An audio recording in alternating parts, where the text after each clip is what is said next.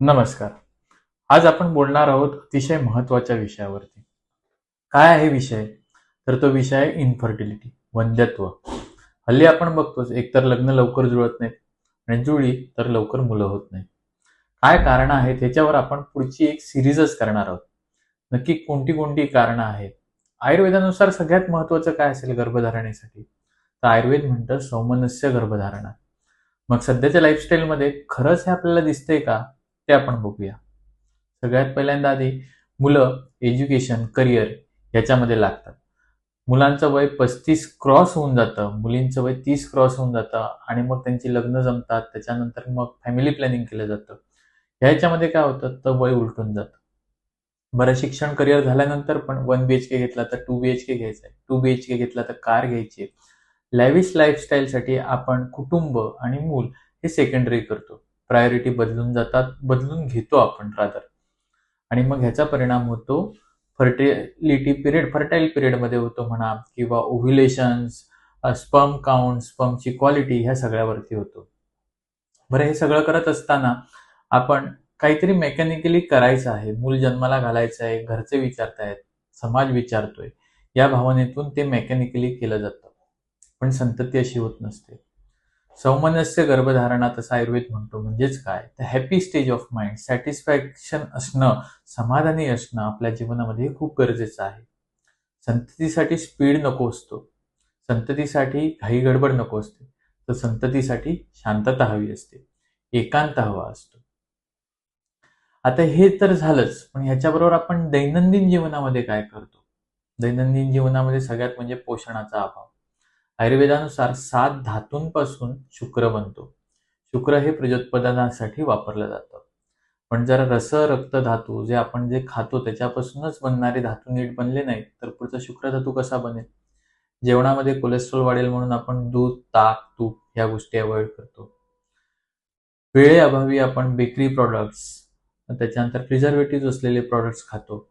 बरेच वेळा तर हॉटेलमधनं शिळं अन्न पुन्हा शिजवून, उकडवून, भाजून दिलेलं अन्न खातो. त्याच्यामुळे शरीराला पोषण मिळतं का? तर नाही. म्हणजे शुक्र धातूच बलवान नाहीये. तर मुलं म्हणजे थोडक्यात शुक्र आणि शोणित म्हणजे अंड ह्याच्यापासून जो गर्भ जन्माला येणार आहे, ते शुक्र आणि शोणितच जर नीट नसतील, तर त्यापासून गर्भ जन्माला कसा येईल? दुसरी गोष्ट, वेळेअभावी आपण तहान, भूक म्हणजे वेळ लागलीये, म्हणजे तहान लागली पण वेळ नाहीये, पाणी पिण्याचा अवॉइड करतो. वेळेवर जेवणं तर आता मेट्रो सिटीजमध्ये खूप दुरापास्तच झालंय. सकाळी 8 वाजता जे घरातून निघून जातात ते रात्री 11-12 वाजता येतात. मग जेवणार केव्हा? नाही. म्हणजे थोडक्यात तहान नाही, जेवण नाही. आता ह्या याच्यामध्ये लघवी, संडास जे वेग आहे, जे आयुर्वेदानुसार अधारणीय नाही तसं सांगितलंय. ते पण वेळेअभावी बरेच वेळा धरून ठेवले जातात. मीटिंगमध्ये मला युरिनला जायला मिळत नाही, असं आपण ऐकतो पेशंटकडनं. मग ह्या सगळ्या गोष्टींचा परिणाम कुठे ना कुठे शरीरावरती होत असतो. जो नैसर्गिक शरीराचा रिदम आहे तो आपण कुठेतरी तोडतोय, मोडून टाकतोय आणि मग एक्सपेक्ट करतो की निसर्गाने आपलं काम वेळेवर केलं पाहिजे. तर असं होत नाहीये. बरं हे सगळं करत असताना सगळ्यांची एक इच्छा असते की जे माझ्या मनासारखं झालं पाहिजे.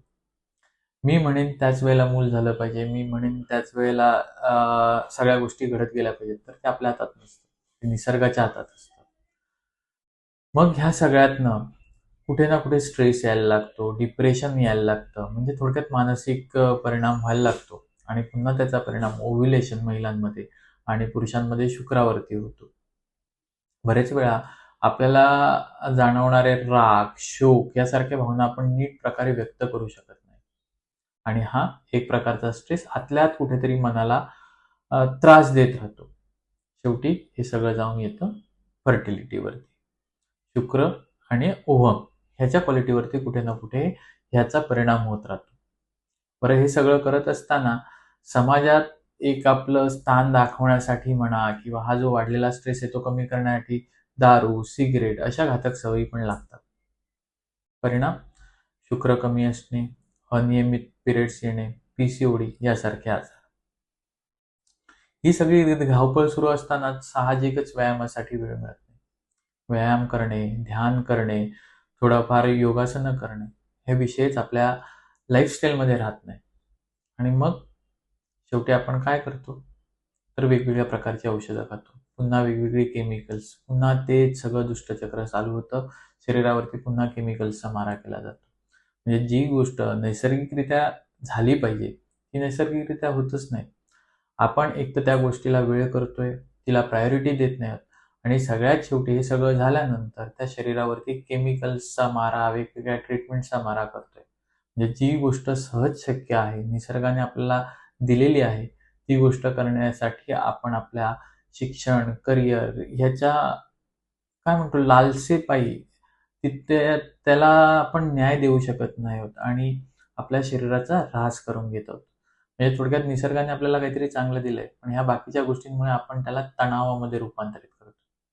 पुढच्या काही भागांमध्ये आपण बघूया, की पुरुषांमध्ये काय कारणं आहेत, स्त्रियांमधली काही कारणं आहेत आणि हे सगळं टाळण्यासाठी आपण काय केलं पाहिजे त्याची माहिती. धन्यवाद.